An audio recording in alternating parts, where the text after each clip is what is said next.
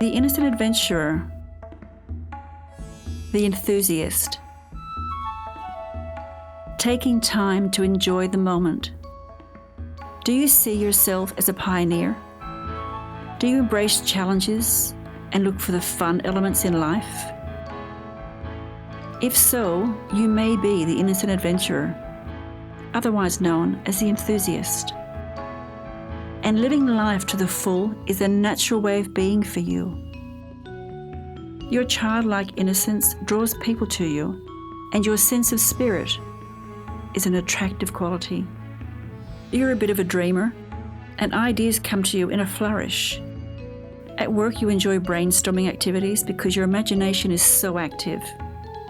The innocent adventurer find themselves thriving at full throttle. Life has to be fun with many engaging aspects because losing interest sets you on a spiral to disaster. You are a natural motivator simply because your high energy levels instill enthusiasm in others. But this can quickly wane, leading to feelings of depression and even burnout if you're not feeling challenged by new and exciting things. Although spontaneity comes naturally, your main fear is feeling deprived or living in some sort of discomfort. You're worried about what you might be missing out on or being denied. Opportunities that you think should come your way. Isabel is a typical innocent adventurer. She's a corporate event planner, and in her, we see an individual who appears to have a perfect role, utilising her strengths. But here's the reality. Isabel was addicted to seeking out stimulating experiences for her own purposes, forcing back the boundaries of authority and not wishing to be confined by rules. Isabel was hired to provide leadership challenges and events at a rather stuffy and traditional company. The challenge was irresistible for her, and she noticed instantly that the employees were so set in their ways and that really needed shaking up. Her motives were good as she set out to engage everyone with appealing activities and add more fun to the workplace. She was constantly reminded by the company that the motivation for events or challenges were to increase team building, to instill company values, and to help some of the staff overcome their limitations. The new managing director was a dynamic individual and could see the company was stagnant. He made it his mission to create change.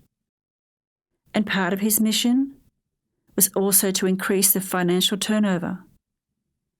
And so event planning became for Isabel a means to an end. As time went by, she began to disconnect with the challenge. It was an uphill battle to motivate some of the staff who'd been there in the company for many years, 10 years and more.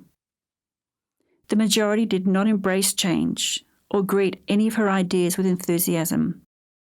And ultimately, the feedback from the managing director became harsh, which was very sad for Isabel, because he had always been a great supporter of hers. So as you can imagine, this made Isabel feel deflated and unappreciated. Isabel had friends in almost every field imaginable, so tapping into her resources, she met with a friend who owned a business in corporate coaching. They also delivered professional training across the country. She had some one-on-one personal coaching. Before she knew it, she was event planning for her friend, and that totally inspired her. Once again, she was in love with the adventure and the buzz of it all. Loving her work reignited the fire and passion burning within, and she again became the people magnet, a true inspiration to those whose lives she touches. She learned that she had to focus more on the joy of being with people and engaging with those around. Doing this means she would be able to serve and motivate them even more. Isabel had never taken well to negative feedback. She found it sent her either retreating into her shell or leaving the organisation to find new challenges elsewhere.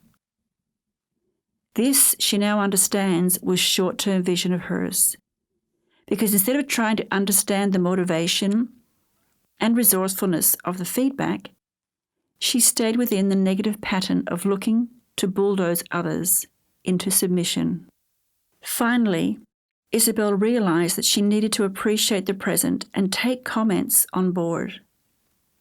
It took time for her to smooth these rough edges and to develop her connection with others, but she was able to see it as a work in progress. You see, the innocent adventure is like a well-cut diamond.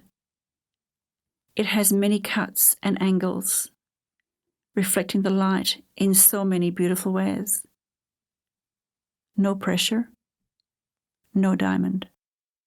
So instead of losing yourself en route to a fabulous new experience, live life to the fullest by reflecting moment by moment. Touch base with yourself at the core. Stay in your own reality, and you can enjoy and reflect on the present and conquer.